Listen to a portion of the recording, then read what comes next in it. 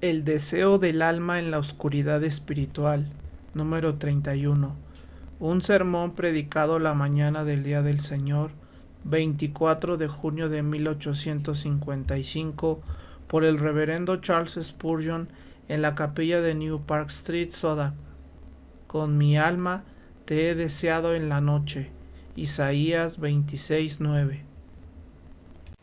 La noche parece ser un momento especialmente favorable para la devoción. Su solemne quietud ayuda a liberar la mente de ese ruido constante que traen consigo las preocupaciones del mundo, y las estrellas que nos miran desde el cielo brillan como si quisieran atraernos hacia Dios. No sé cómo te afecten a ti las solemnidades de la medianoche, pero cuando yo me he sentado a solas, meditando en el gran Dios y en el poderoso universo, he sentido que verdaderamente podría adorarlo, pues la noche parecía estar extendida como un gran templo dedicado a la adoración, mientras la luna caminaba como sumo sacerdote en medio de las estrellas, que eran los adoradores. Yo mismo me unía a ese cántico silencioso que ellas entonan a Dios. Grande eres tú, oh Dios, grande en tus obras. Cuando contemplo tus cielos, obra de tus dedos, la luna y las estrellas que tú formaste, ¿qué es el hombre para que tengas de él memoria, y el Hijo del hombre para que lo visites? Descubro que esta sensación del poder de la medianoche no sólo actúa sobre los hombres religiosos. Hay un cierto poeta cuya conducta, quizá, no podría condenar lo suficiente, un hombre muy alejado de entender lo que es la verdadera religión, alguien que con toda justicia puedo llamar un incrédulo, un libertino de los peores, y sin embargo, él dice lo siguiente acerca de la noche en uno de sus poemas. Es medianoche en las montañas pardas, la luna fría y redonda brilla profundamente. Azul ruedan las aguas, azul es el cielo, que se extiende como un océano colgado en lo alto, salpicado de esas islas de luz, tan salvajemente, espiritualmente brillantes. ¿Quién las ha visto brillar y al voltear a la tierra no ha suspirado, ni ha deseado alas para volar y mezclarse con su rayo eterno? Incluso en la persona más irreligiosa, la más alejada del pensamiento espiritual, parece haber cierto poder en la grandeza y el silencio de la noche que lo eleva hacia Dios. Espero que muchos de nosotros podamos decir como David, en ti he pensado continuamente, he meditado en tu nombre durante las vigilias de la noche y con anhelo te he deseado en la noche. Pero dejaré esa idea por completo. No hablaré en absoluto de la noche natural, aunque podría haber mucho espacio para la expresión poética. Me dirigiré a dos tipos de personas y trataré de mostrar lo que entiendo por el significado de este texto. Que Dios haga que sea útil para ambos. Primero, hablaré a los cristianos firmes y a partir de este texto compartiré uno o dos comentarios aplicables a su situación, si están en oscuridad. Segundo, hablaré a las almas recién despertadas y trataré de encontrar entre ellas algunas que puedan decir, con mi alma te he deseado en la noche. Me voy a dirigir a los creyentes más firmes, y el primer hecho que quiero resaltar de este texto, una verdad que estoy seguro admitirán con facilidad, es que el cristiano no siempre tiene un sol brillante iluminando su camino. Hay momentos de oscuridad y de noche en su vida. Es cierto, la palabra de Dios dice, sus caminos son caminos deleitosos, y todas sus veredas paz. Y es una gran verdad que la religión, la verdadera religión del Dios viviente, está hecha para dar felicidad al hombre aquí en la tierra, así como gozo eterno en el cielo. Sin embargo, la experiencia nos muestra que, aunque el camino del justo sea como la luz de la aurora que va en aumento hasta que el día es perfecto, esa luz a veces se eclipsa. En ciertos momentos, nubes y tinieblas cubren el sol y no se ve claridad en el día. Se camina en oscuridad sin ver la luz. Hay muchos que han gozado por un tiempo de la presencia de Dios, han disfrutado de la luz del sol que Él, en su bondad, les dio al principio de su vida cristiana. Han caminado por verdes pastos junto a aguas tranquilas, y de repente, en un mes o dos, ese cielo glorioso se nubla. En lugar de verdes pastos, tienen que andar por un desierto seco. En vez de aguas tranquilas, encuentran corrientes amargas al gusto y pesadas para el alma. Y entonces dicen, seguramente, si yo fuera un hijo de Dios, esto no me estaría pasando. Oh, no digas eso, tú que caminas en tinieblas. Los mejores santos de Dios han tenido sus noches. Los hijos más amados también han tenido que cruzar un desierto agotador. No hay cristiano que haya disfrutado de una felicidad continua. No existe creyente que siempre esté cantando con alegría. No todas las alondras cantan siempre, no todas las estrellas están siempre visibles, y no todo cristiano está siempre feliz. Tal vez el Rey de los Santos te dio una temporada de gran gozo al principio, porque eras un soldado nuevo, y no quiso meterte de inmediato en la parte más dura de la batalla al enlistarte. Eras una planta delicada, y él te cuidó en un invernadero hasta que pudieras resistir el clima más severo. Eras un niño pequeño, así que te envolvió en abrigos y te vistió con el manto más suave. Pero ahora has crecido y la situación cambia. Las vacaciones italianas no le sirven a un soldado romano y tampoco le convienen al cristiano. Necesitamos nubes y oscuridad para ejercitar nuestra fe, para que dejemos de depender de nosotros mismos y para que confiemos más en Cristo y menos en las evidencias externas, en las experiencias, en los estados de ánimo y en los sentimientos. Los mejores hijos de Dios, lo repito, para consuelo de quienes están pasando por tristeza o depresión espiritual, también tienen sus noches. A veces, esta noche cubre a toda la iglesia al mismo tiempo, y me temo que vivimos mucho de esa oscuridad en este momento. Hay tiempos en los que Sión está bajo una nube, cuando todo su oro fino se ha empañado y la gloria de Sión ha partido. Hay temporadas en las que no escuchamos la predicación clara de la palabra, cuando las doctrinas son retenidas, cuando la gloria del Señor Dios de Jacob se opaca, cuando su nombre no es exaltado y se enseñan las tradiciones de los hombres en lugar de la inspiración del Espíritu Santo. Y una época así es aquella en la que toda la iglesia está en tinieblas. Por supuesto, cada cristiano participa de esa oscuridad, anda con el alma abatida y clama, oh Dios, ¿hasta cuándo estará Sión deprimida? ¿Hasta cuándo sus pastores serán perros mudos que no pueden ladrar? ¿Siempre estarán ciegos sus centinelas? ¿Ya no sonará más la trompeta de plata? ¿No se escuchará más la voz del Evangelio en sus calles? Oh, hay épocas de oscuridad para toda la iglesia. Dios quiera que no tengamos que pasar por otra igual, sino que, a partir de ahora, el sol se eleve sin volver a ponerse hasta que, como un mar de gloria, la luz del esplendor divino se extienda de polo a polo.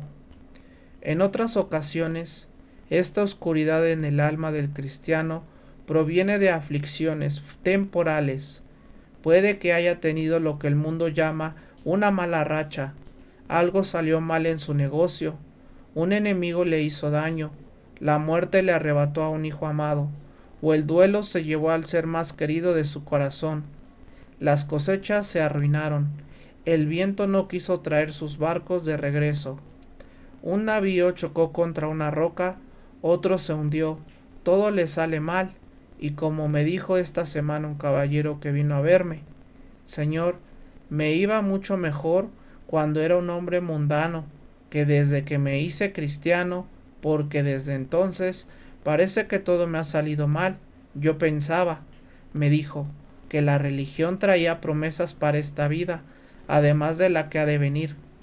Le dije que sí, que en efecto la fe cristiana sí trae promesas también para esta vida, y que así será al final, pero debía recordar que Cristo dejó una gran herencia a su pueblo, y me alegré de que él hubiese recibido una parte de ella. En el mundo tendréis aflicción, pero en mí tendréis paz. Así es, tal vez estés angustiado por esto, tal vez digas: mira a fulano, observa cómo prospera, como un árbol verde y frondoso. Es un extorsionador y un hombre impío, pero todo lo que hace le sale bien. Incluso puedes ver cómo muere y decir: ni siquiera sufre al morir, no tiene problemas como los demás, ni son azotados como el resto de los hombres. Ah, amado mío, hoy has entrado al santuario de Dios, y ahora vas a entender cuál es su fin. Dios los ha puesto en lugares resbalosos, pero los arrojará a la destrucción. Mejor tener los días de tristeza de un cristiano que los días de diversión de un mundano. Mejor tener las lágrimas del creyente que las risas del impío. Ah, es 1000 veces más feliz estar encadenado en una prisión con Pablo que reinar en un palacio con Acab.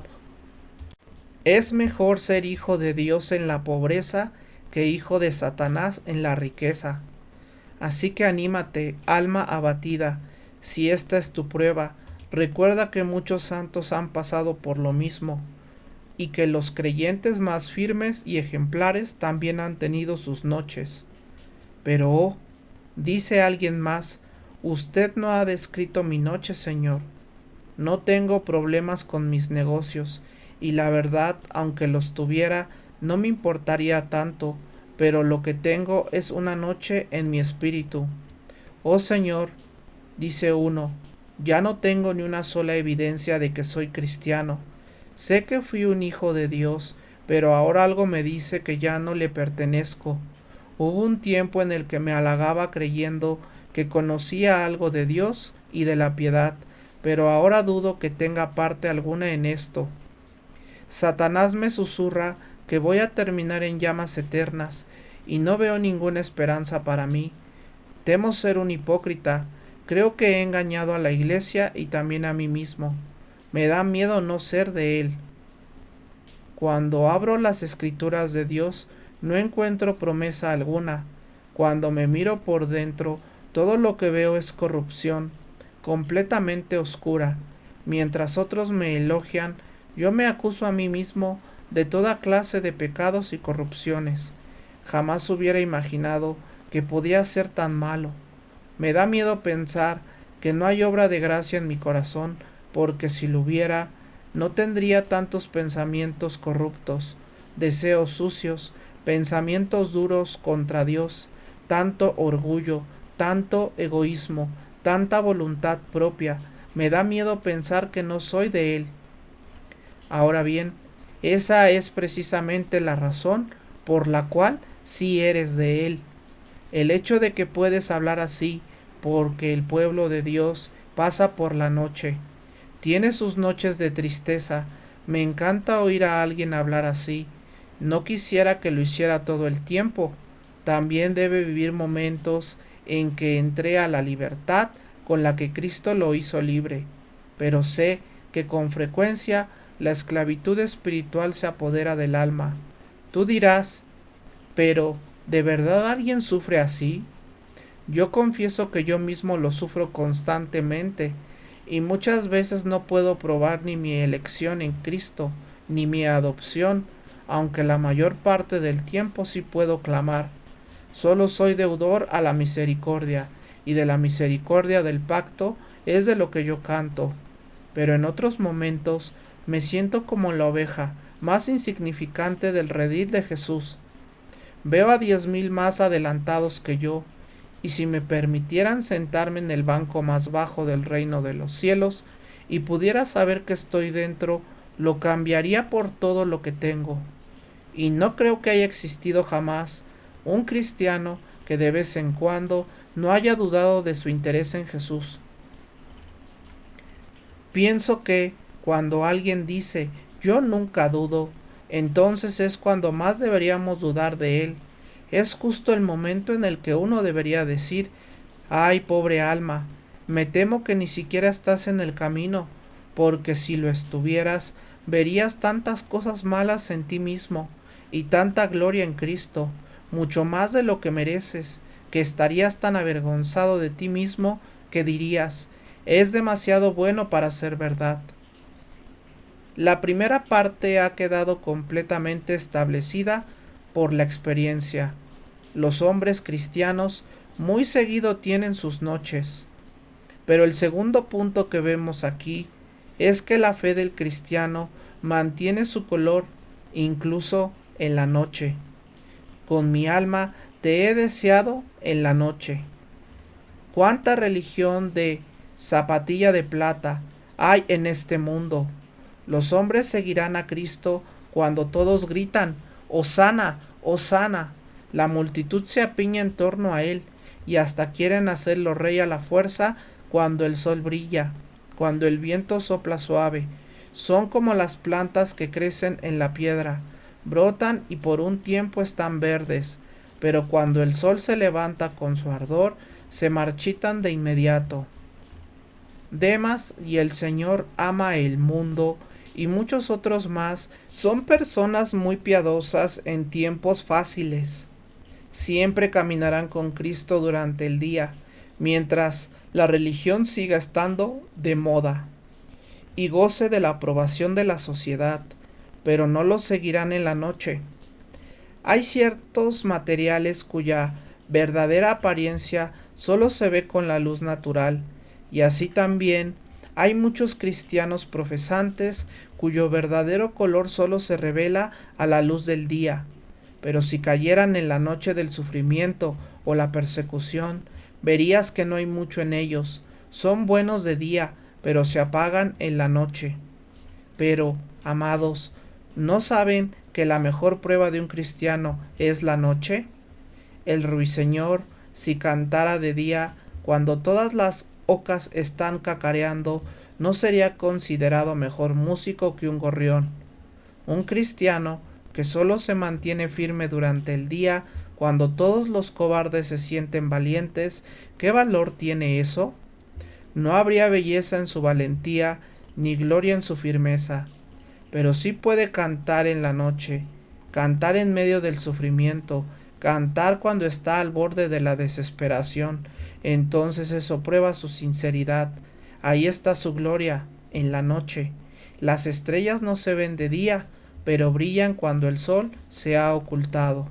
Hay muchos cristianos cuya piedad no parece arder mientras prosperan, pero su fe se manifiesta claramente en la adversidad. Lo he notado en varios hermanos aquí presentes, cuando pasaron por pruebas muy duras hace poco. Antes no los había escuchado hablar mucho de Cristo, pero cuando la mano de Dios los despojó de sus consuelos, recuerdo que entonces pude ver mucho mejor su fe que antes. Nada saca más a relucir nuestra religión que eso. Lija un diamante y brillará. Ponle una prueba al cristiano y su forma de soportarla mostrará que es verdadera semilla de Israel. Una tercera observación para el creyente firme es esta: todo lo que el cristiano desea en la noche es a su Dios. Con deseo te he deseado en la noche. Durante el día hay muchas cosas que un cristiano puede desear además de su Señor, pero en la noche no quiere nada más que a Dios. No sé cómo explicarlo, salvo por la corrupción de nuestro espíritu, pero cuando todo nos va bien, empezamos a fijar nuestro afecto en una cosa, luego en otra, y en otra más, y ese deseo que es tan insaciable como la muerte y tan profundo como el infierno, nunca se satisface. Siempre queremos algo más, siempre hay una ambición que nos arrastra más allá. Pero si pones a un cristiano en medio del dolor, verás que ya no quiere oro, ni honor carnal, quiere a su Dios. Supongo que es como el marinero cuando navega con calma, le encanta el buen clima y desea esto y aquello para entretenerse en cubierta, pero cuando soplan los vientos fuertes, lo único que quiere es llegar al puerto. No desea nada más. El pan puede estar mohoso, pero no le importa. El agua puede estar salobre, pero tampoco le importa. No piensa en eso durante la tormenta, solo piensa en llegar al refugio. Así es el cristiano. Cuando todo va bien, desea esta comodidad y aquella y otra. Aspira a tal posición o quiere alcanzar tal estatus. Pero basta que dude de su interés en Cristo, basta con que entre en alguna angustia espiritual, que todo se oscurezca y entonces lo único que siente en su alma es, con deseo, te he deseado en la noche. Cuando un niño es llevado al cuarto a dormir, puede quedarse acostado mientras hay luz y mirar los árboles meciéndose contra la ventana, o admirar las estrellas que empiezan a salir, pero cuando oscurece y el niño sigue despierto, empieza a llorar por su papá o su mamá. Ya nada lo entretiene. Así también el cristiano, cuando hay luz, pone los ojos en muchas cosas, mira aquí un placer, allá otro, pero cuando cae la oscuridad grita, Dios mío, ¿por qué me has abandonado? ¿Por qué estás tan lejos de mi salvación y de las palabras de mi clamor?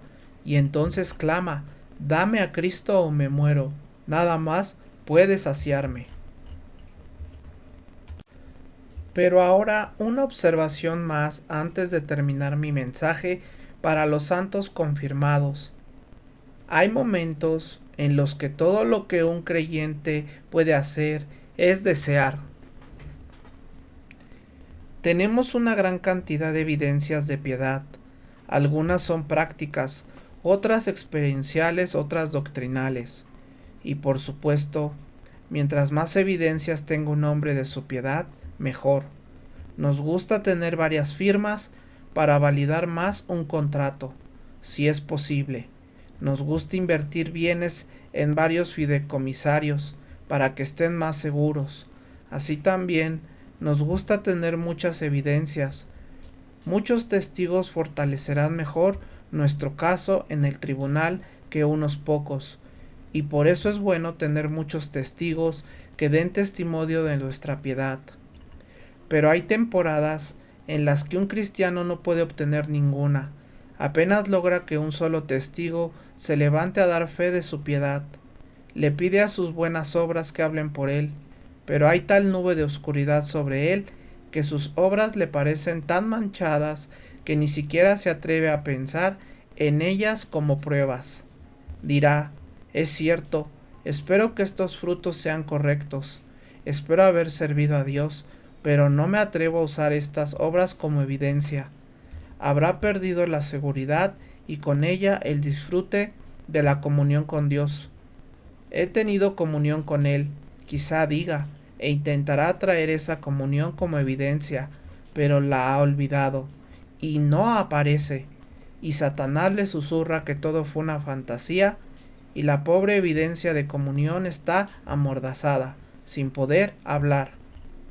Pero hay un testigo que rara vez es silenciado, y uno que confío en que el pueblo de Dios pueda usar siempre, incluso en la noche, y ese es, te he deseado en la noche.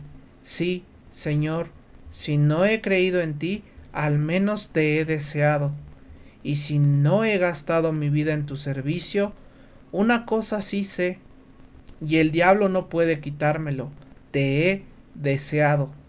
Eso sí lo sé, y te he deseado en la noche también, cuando nadie me veía, cuando las pruebas me rodeaban.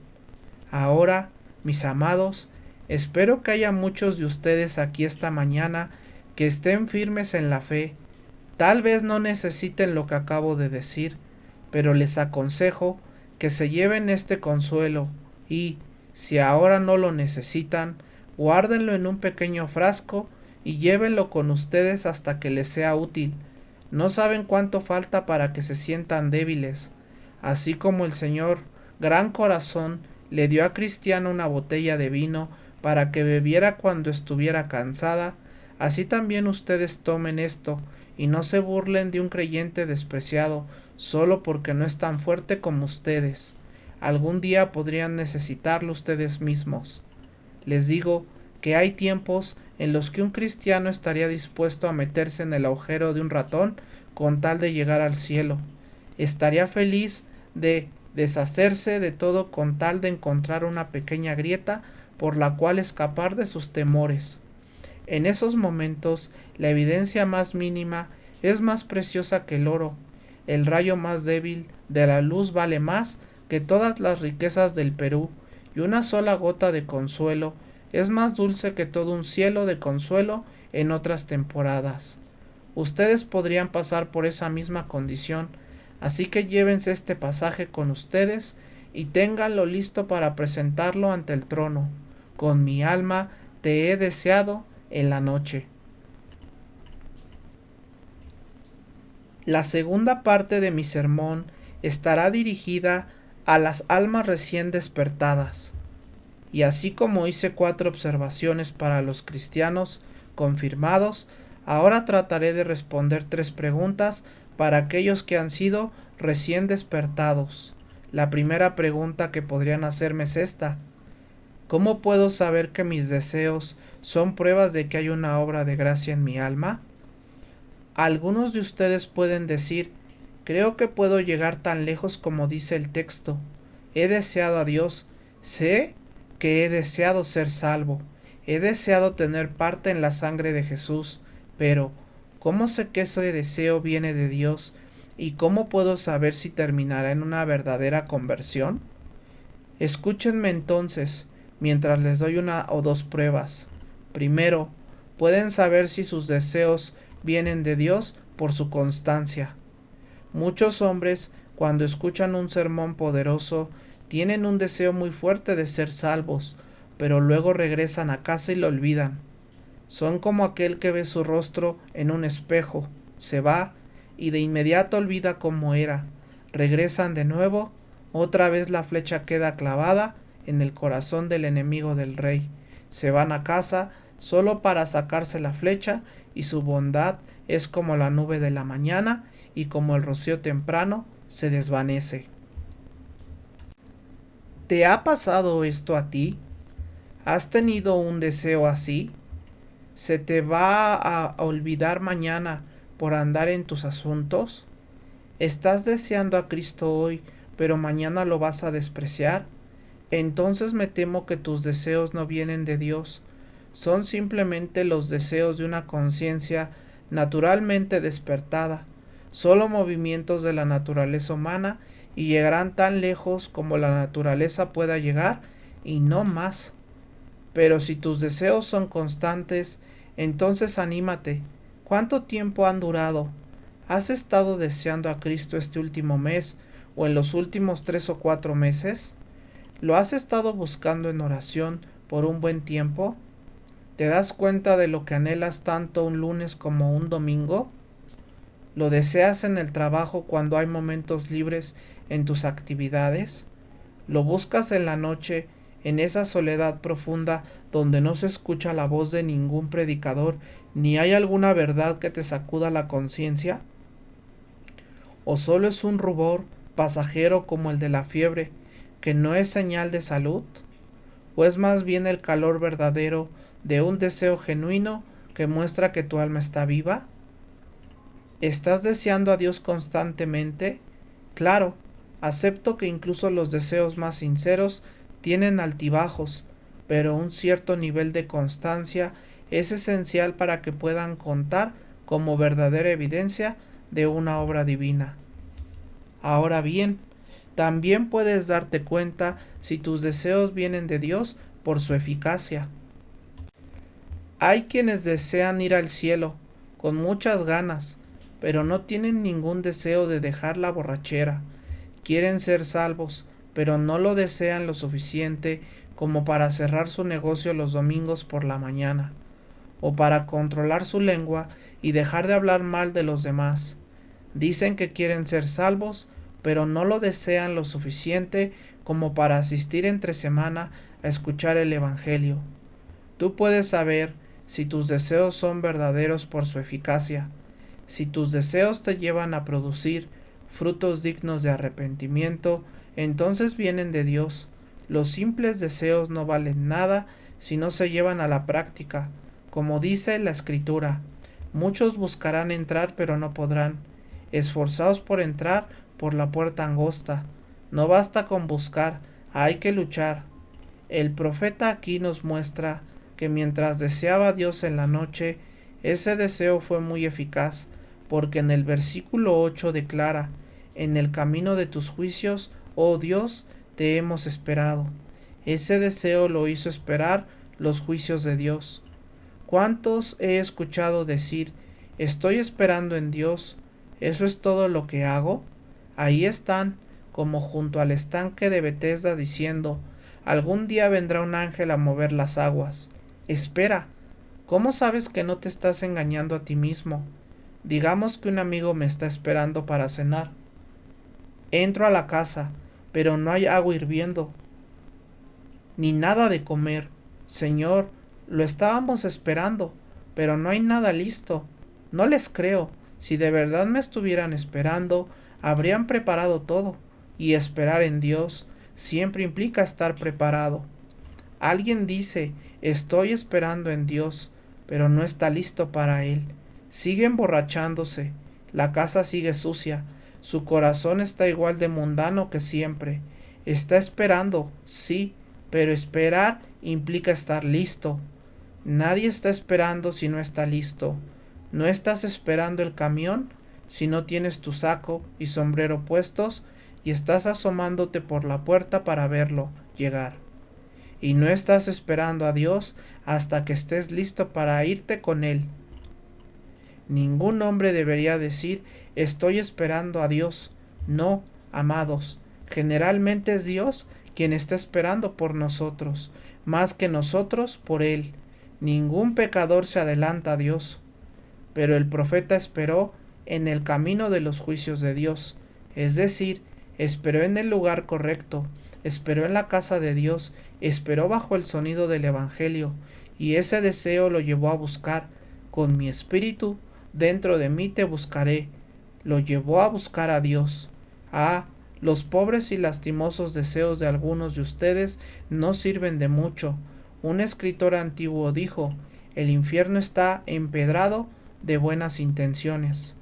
Yo no sabía que hubiera pavimento alguno en el infierno, porque no tiene fondo, pero aún así creo que los costados del abismo están forrados de buenas intenciones, y los hombres sentirán que los pinchan y los atormentan de lado a lado esos buenos propósitos que alguna vez tuvieron, pero que nunca cumplieron.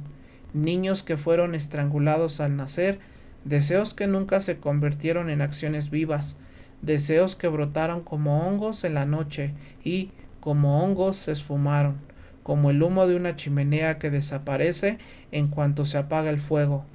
Oh hermanos, si esos son sus deseos, pero no tienen efecto práctico, entonces no vienen de Dios.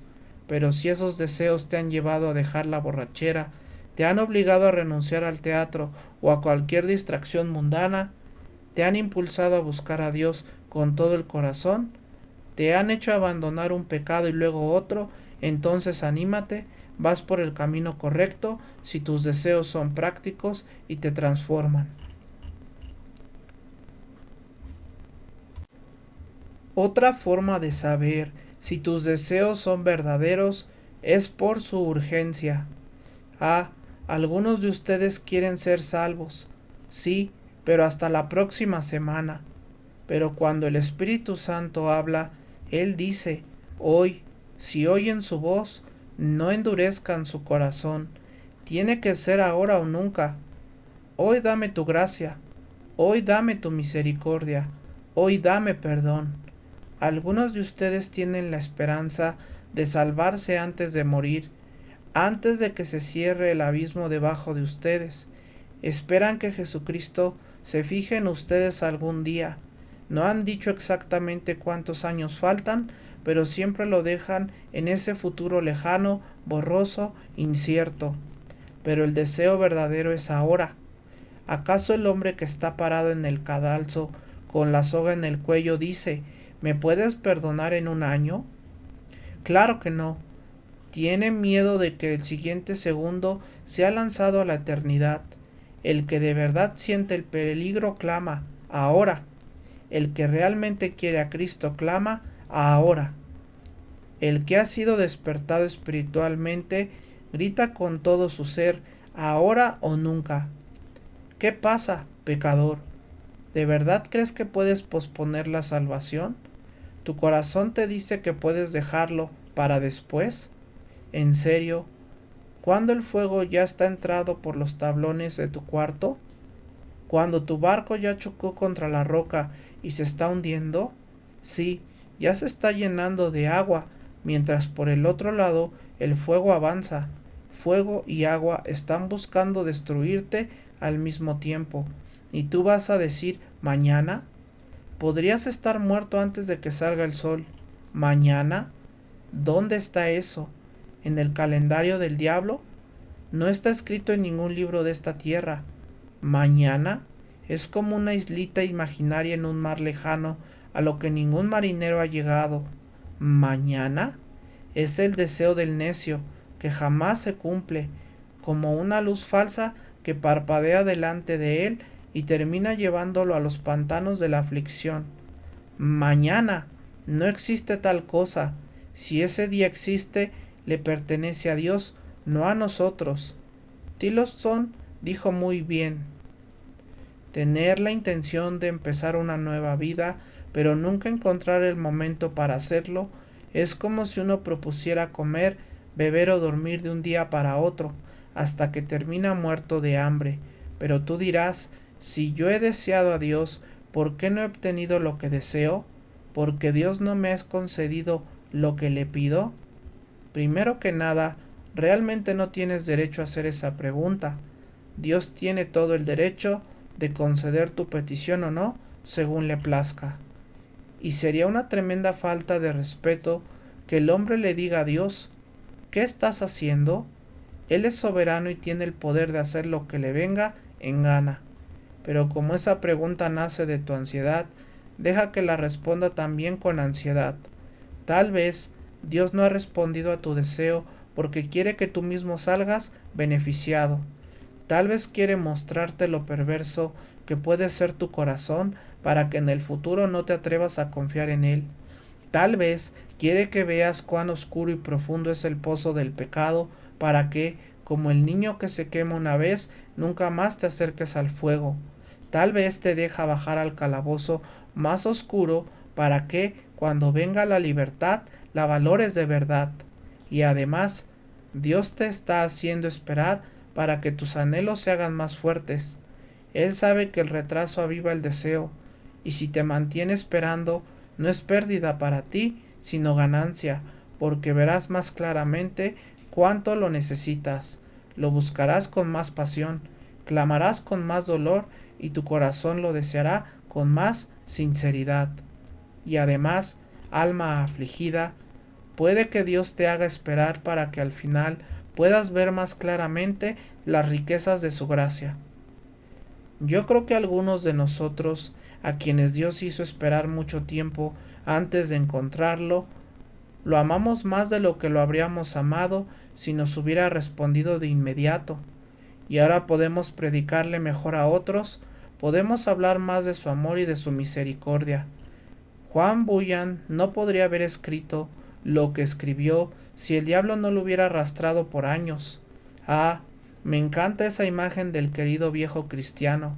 Recuerdo que cuando leí ese libro por primera vez y vi la ilustración antigua de él cargando el gran bulto en la espalda, sentí tanta compasión por ese pobre hombre que casi salto de alegría cuando, después de cargar con esa carga por tanto tiempo, por fin se deshizo de ella. Querido hermano, puede que Dios te haga a ti y a mí cargar con esa carga por mucho tiempo, para que saltemos aún más alto de gozo cuando por fin nos libere.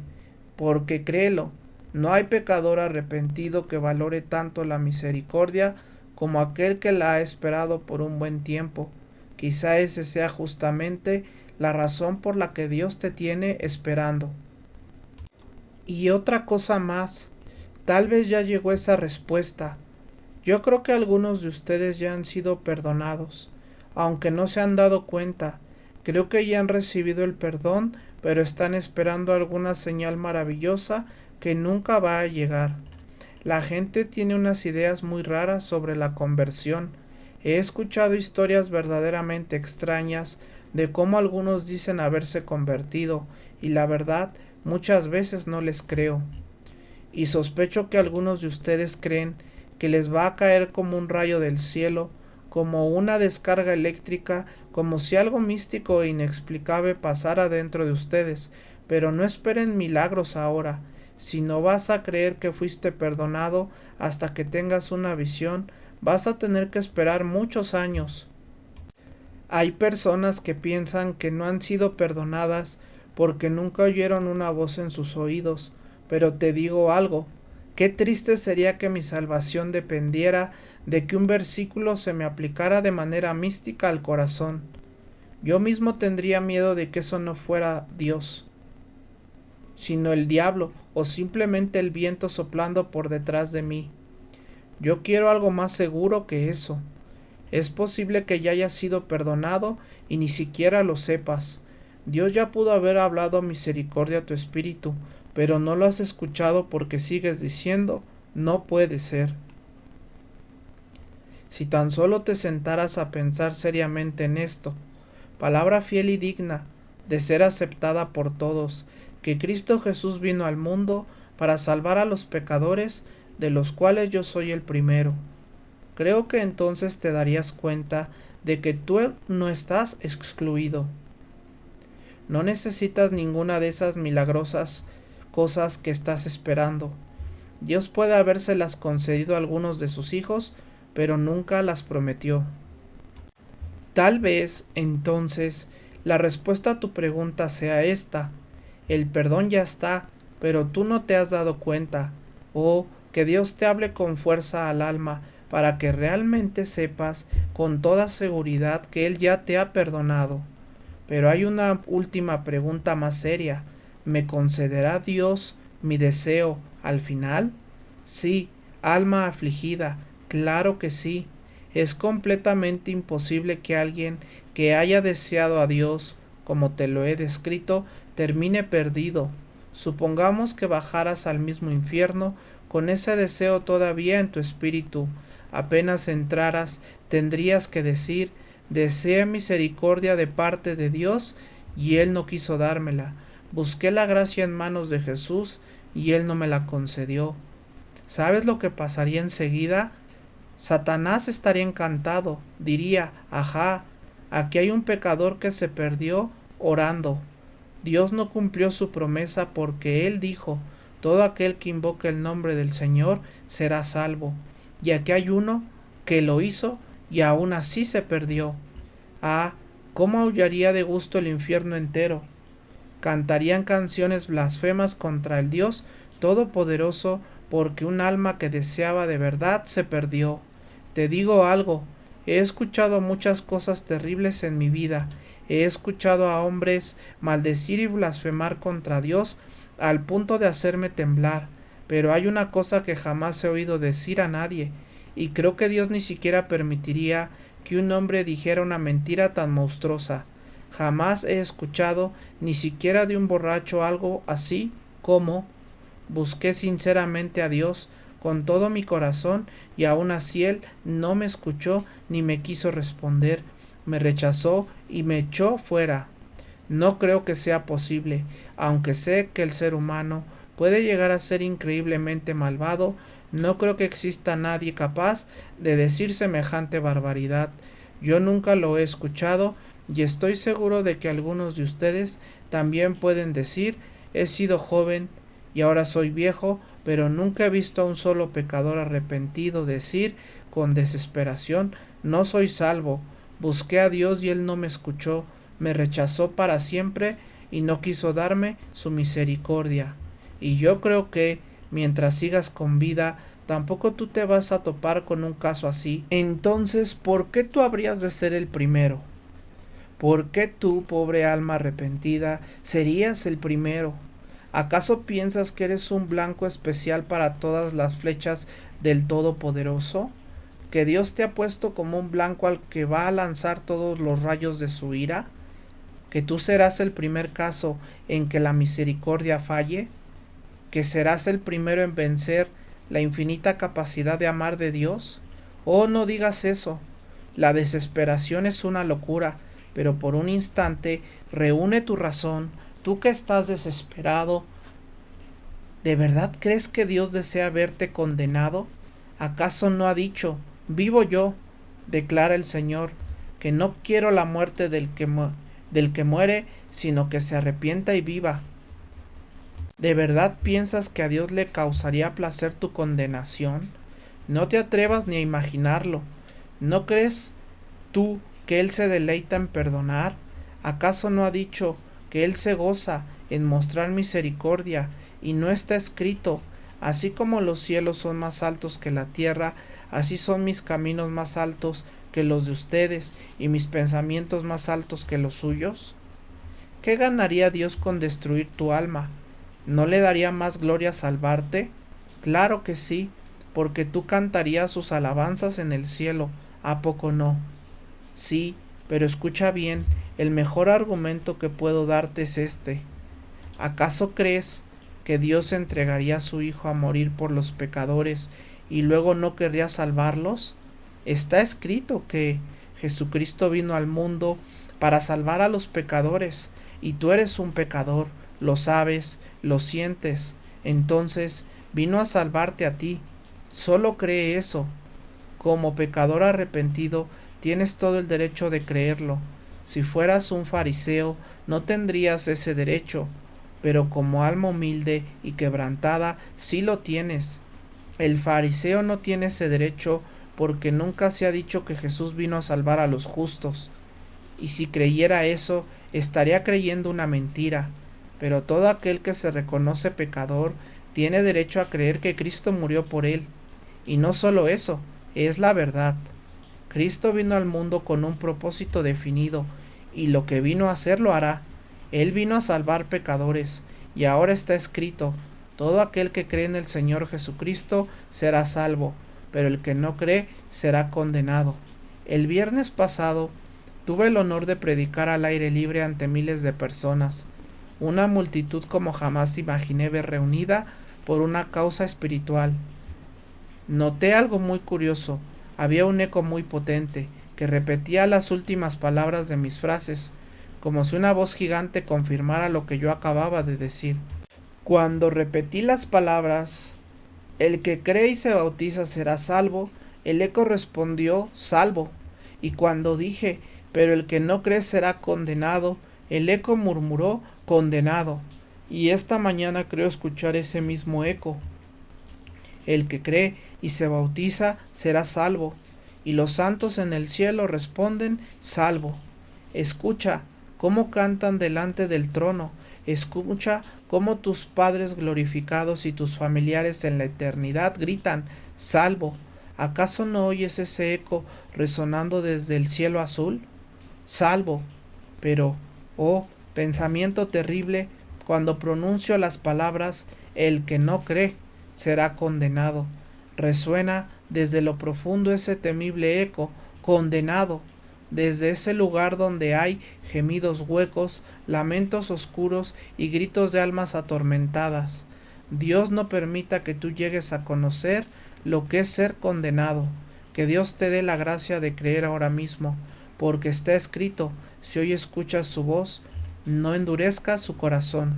Amén.